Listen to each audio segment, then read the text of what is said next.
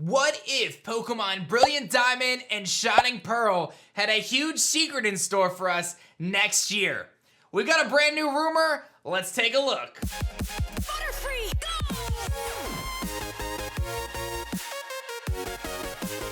Yo, whoa, what is going on YouTube? It's your boy Dan, aka aDrive. I bring you guys a brand new video today, and today we are diving into the rabbit hole that is Pokemon Brilliant Diamond and Shining Pearl rumors. This is one of the most extensive rumors I've ever seen. Whoever put this out there has a ton of detail, but we do want to tread with caution, as we should take this with a grain of salt, as it is a rumor and it is not confirmed. But man, oh man, if this does come true, it is going to change the game and may change your perspective on Pokemon Brilliant Diamond and Shining Pearl. So we're going to dive in. It's going to be a lot of fun. Really excited to see what this rumor has in store for us, and I think you guys are going to really dig it. Be sure to like the video if you guys enjoy, and subscribe to the channel if you guys are new, of course, so you don't miss out on our amazing Pokemon coverage. We post Pokemon videos every single day. Further, I know this isn't a TCG video, but for those who like TCG, I'm doing a vintage box opening tomorrow at 1 o'clock Eastern on my Twitch channel, twitch.tv/aDrive. We're going to be popping open this Call of Legends box. You should totally check it out and have fun watching with us.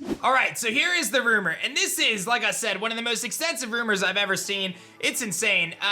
If this turns out to be fake, then this person just took a tremendous amount of time writing it out. And obviously, again, I want to just emphasize this is a rumor, but I quite like discussing the rumors, and I think you guys enjoy watching these rumor videos because it gives us some ideas. It gives us potential things to look forward to, things to discuss, things that we can find out that we may like or dislike about the potential of these games. So this is all about a potential DLC called Pokemon Polished Platinum. Yes, we know that Game Freak has entered the DLC world with Pokemon Sword and Shield, giving us our first ever DLCs ever, the Isle of Armor and the Crown Tundra, and we do know that we have this new game coming out, Brilliant Diamond Shining Pearl, as well as Legends Arceus, which is coming out next year at some point, and this is stating that we are going to get this DLC called the Polished Platinum releasing February 2022 as free DLC, and apparently that's the biggest red flag here, is that it's free. But if you think of it this way, perhaps that they wanted to give themselves a little bit of extra time to add some of these features. So let's start breaking down these features and we'll see what we got going on here. So the storyline features state that you're asked to meet Looker at this new Battle Villa area here, which is of course in Sinnoh.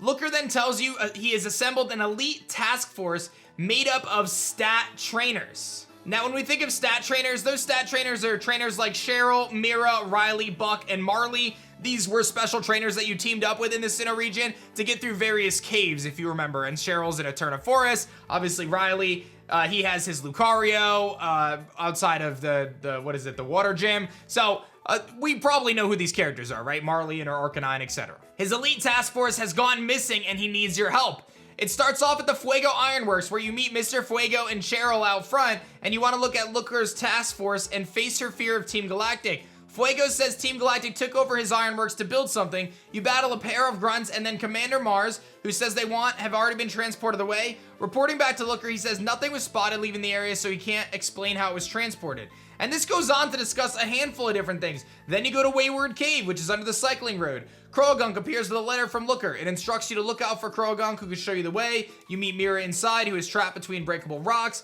Mira reveals Team Galactic were searching for Mega Stones, which powers Charon's machine. You and Mira team up to explore the cave until you find the grunts. The grunts say they've already sent the energy away. Reporting back to Looker, he asks you to visit the Galactic Eterna base with him. Now this seems already, as I'm going through this seems already like a post-game quest, right? A Looker quest, where they basically say, okay, we want you to go here, and then we want you to go here, and then we want you to go here, and you kind of follow these different clues, piecing together some of the storyline in the post-game, much like kind of like the post-game to Alola. Like I remember they sent you on a lot of fetch quests there. You then search for clues in the abandoned base until you find a secret room with a destroyed prototype machine. This is also the secret Rotom room, where you change your Rotom forms. Looker says Rowan discovered that evolution distorts space itself. This may reveal the purpose of this machine. Then you go to the Pokemon Mansion, where Looker briefs you out front. He's aware of Mr. Backlot's deception of placing Pokemon from other regions in his trophy garden, claiming they come to him. Team Galactic knows that some of these Pokemon can Mega Evolve and try to steal his prized Pokemon. Dawn or Lucas are in the area and team up with you. As a reward, Mr. Backlot gives you a Hoenn starter and its Mega Stone. So this is tying in a lot of different elements. We have reason to believe that Mega Evolutions are going to come back in Brilliant Diamond and Shining Pearl, as per the merchandise leaks that we talked about a few times. This is saying that Mr. Backlot, who has the Trophy Garden, by the way, has all these different Pokemon from different regions in his backyard, and then he's ultimately going to give you a Hoenn Pokemon with their Mega Stone. Then you go to Iron Island, where Team Galactic are searching for Megastones. You team up with Riley to fight Team Galactic, and Riley rewards you with his Megastone for the Lucaria Night. So this post-game seems to be how they may tie in Mega Evolution. You team up with Marley on Victory Road to fight Team Galactic, who are terrorizing trainers while catching strong Pokemon. The Grunts say they're admins who are supposed to be promoted, yet keep getting tossed in with other Grunts. So these are stronger Team Galactic trainers. Then you go to Go Park, which is formerly Pal Park. The above 6 places need to be visited before this is unlocked. Go Park works like Let's Go with Sinnoh. Trainers are reporting their Pokemon are missing. Looker sets up a trap by releasing a rare Pokemon. A portal suddenly opens and Jupiter steps out. After you battle Jupiter, she reveals Charon's new machine is not being used to create a new world. All he's interested in is money, so she's gonna quit as things aren't exciting without CYRUS. Looker makes a deal with Jupiter to help him for her freedom. So this is saying that there's a new connectivity feature with Pokemon Go, much like there was in Let's Go Pikachu and Eevee, but it's not added until next year through this DLC.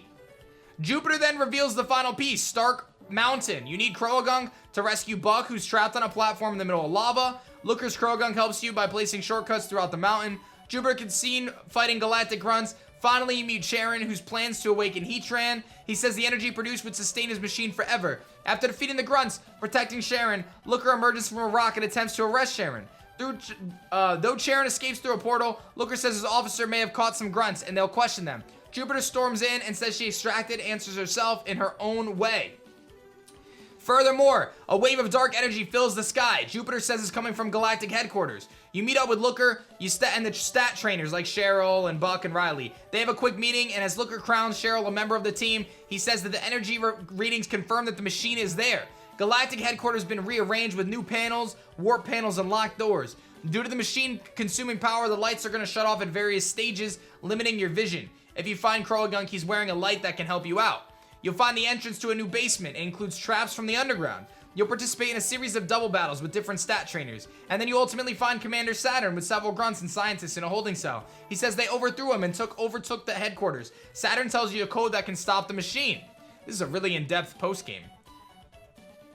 Once you reach the machine, you'll find Mars tinkering with it. She says that she turned on Charon and trapped him in the other world. He didn't want to help her find Master CYRUS and set the machine for profit. Mars said she will use the machine to its full potential to find CYRUS, even if CYRUS once warned her not to. Jupiter runs in, tells Mars to stop. Mars ignores Jupiter, pushing the machine further. The machine emits another surge of energy, causing distortion in the laboratory. A portal to the distortion world opens up. Charon falls out before unleashing his anger on Mars, who's always bullied him. He tells her she's misused the machine, creating an opening that's too large. This can cause the other world to begin swallowing this world. Mars asks why he fell and not CYRUS. Charon turns to Mars and asks if she truly believes in CYRUS' vision. He says Jupiter was in for the ride. He was in it for the obvious money. He asks Mars why she believed it all. After hesitating, Mars admits it was something to believe in, something to hold on to. It was hope. Furthermore, Charon grasps how CYRUS was able to captivate Mars. The world seemed crude when it leaves so many behind. In an emotional cutscene, the stat trainers step forward and briefly share their own story. They didn't give up on the world, but instead learned to see what was already there. There was a chance for it to be better.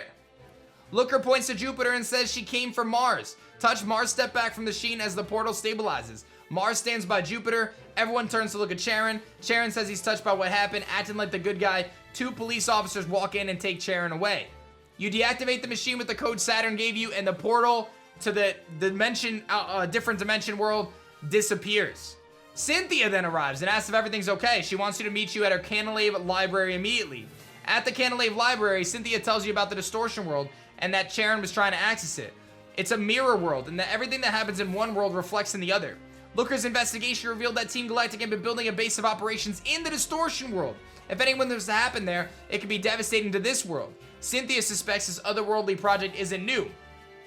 She then mentions that there's a third orb, the Arceus orb, which is said to lie and turn back. Using this, a being believed to inhabit the other world can be summoned. You can go through Turnback Cave and obtain the Arceus orb.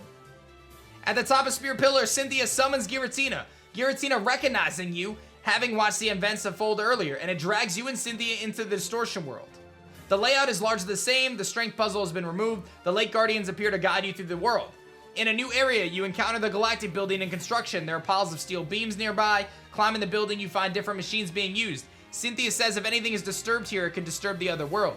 At the roof of the building, CYRUS comes out of hiding and approaches you. He says he's felt extra pressure since your arrival The being ruled this irrational world has been awakened, and he plans to anger it using its remaining power he gained from the red chain. By affecting this world, he can affect the opposing world. CYRUS faces you and Cynthia in a double battle with 6 Pokemon, including Mega Houndoom. CYRUS then activates a machine which sends beams into the sky. Giratina appears. Instead of being angry, it fixates upon you. Cynthia says Giratina wishes to face you. CYRUS says the bizarre world is nothing other than Giratina itself. Capturing it or defeating it will make the world disappear. Cynthia thinks that he's lying. After defeating or capturing Giratina, CYRUS will press a button on a controller. It causes the galactic building to start self-destructing. Cynthia says they have to get to the other side to prevent catastrophe. The Lake Guardians appear and create paths to an exit portal. Cynthia then tells CYRUS everything he's done. The Lake Guardians have given him a chance. They've chosen him. CYRUS can't go back to such a crude world. And then Cynthia tells CYRUS he's out of options. It's impossible for him to do anything more. If the world is so imperfect, then why are Pokemon governing time and space chosen multiple times? It's not their job to maintain a perfect balance. More importantly, why have they chosen him after everything he's done? Is spirit not greater than he could comprehend? You and Cynthia exit the portal to the Spear Pillar. Giratina appears and discharges a wave of energy. The swirling sky over Sinnoh dissipates. Cynthia says Giratina has restored balance to the worlds. If CYRUS could have even seen the goodness of the world, he could have ended suffering. Cynthia says that after everything that's happened, perhaps he heard her last words, and she hopes wherever CYRUS goes next, he sees things differently. If you revisit the Distortion World, the galactic building remains as it was. This implies Giratina was also able to repair the damage in the Distortion World. Mysteriously, a Houndoomite Megastone can be found in the building. You then meet Looker at the villa. His colleague Annabelle would like you to thank you for saving the world by gifting you the villa. The villa has 2 floors and you also get new furniture.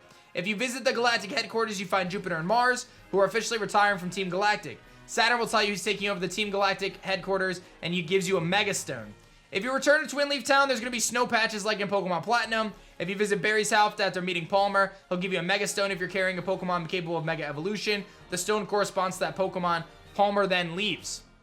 New features. Mega Evolution gets added. So this is saying that this new Polished Platinum has Mega Evolution. Let me recap all that story, right? One of the reasons why we're covering this in a video is that was such an extensive breakdown. This is the most in-depth rumor I think I've ever seen. Like the fact that they really went through and explained everything in the story. Could it totally be fan fiction? Of course it could be. But could it also be something legit or at least have some ideas of what could happen? For sure. So it's fun to discuss. Mega Evolution is added, no new forms. Barry, Cynthia, CYRUS, and the gym leaders, Elite 4 members all use Mega Evolution. You can rematch the gym leaders in the gym or in the battleground. They'll use Mega Evolved Pokemon. The Versus Seeker specifies trainers using Mega Evolved Pokemon, and every Mega Stone can be mined in the underground. The Pokemon Platinum Battle Frontier is added. The buildings have been rotated to face forward like a battle tower. As such, the layout of the Battle Frontier is a little bit different. The Battle Hall, which limits you to 1 Pokemon, features a new Mega Pokemon mode. You will only face opponents with Mega Evolved Pokemon. The Frontier Banes have more glamorous outfits and encounter more frequently in their respective challenges. The Battleground is open and now located in the fight area. Jupiter and Mars appear in the Battleground. The Poketch can be switched to a new design. The template for the HP, name, and Pokemon is now dark gray instead of white. This can be changed in the settings. And you can battle trainers daily in the Pokemon Center. You can now wear the winter outfits from Pokemon Platinum, and you can change between outfits from the key items pocket. So as I stated, this was a lot to cover right in a rumor. And again, one of the most extensive rumors I've ever seen. It talks a ton about what could happen for Pokemon Brilliant Diamond and Shining Pearl with Pokemon Polished Platinum as a 3rd DLC, or actually a DLC added on to make it like a full complete game. And this is saying that Brilliant Diamond and Shining Pearl maybe lacks some of the features we're expecting or hopeful for, like the Battle Frontier, like some sort of post-game, like obviously Mega Evolution that we're speculating upon, but this is how it's all going to be added. And while I think the timing of February does seem a little weird with Legends Arceus coming out, I'm sure they can figure out a way to tie them together. So I find this to be very, very intriguing, very, very interesting. And I'm going to pass the baton to you guys. Again, I think it's important to recognize this is a rumor, right? So we don't know what's going to happen here, but I'm curious on your thoughts. Do you guys think that this has a chance to be real, or are you just like, man, someone just wasted a whole lot of time to write this out and then aDrive made a video about it? Let me know your thoughts in the comment section below. I'm excited about Brilliant Diamond and Shining Pearl, and this, for the first time, brought forth in my mind this possibility of a DLC for this game. I never, at any point in the last week or so since this was announced, have thought, oh, there's probably going to be a DLC for it. But I can see actually some of this taking place. I really could. It's not all that far-fetched when you think about it. Let me know your thoughts. Be sure to like the video if you guys haven't yet. Subscribe to the channel if you guys are new. And again, if you're looking to hang out with me, I've got this really cool vintage box break for Call of Legends going down at 1 o'clock Eastern time on March 7th on my Twitch channel at twitch.tv/aDrive. Thank you so much for watching this one, guys. Let me know your thoughts, and I'll see you guys on the next video. Peace. If you guys enjoyed this video, check out this one right here. Otherwise, you should totally check out this video. They're both awesome. You're pretty awesome, and I'll see you guys on the next one.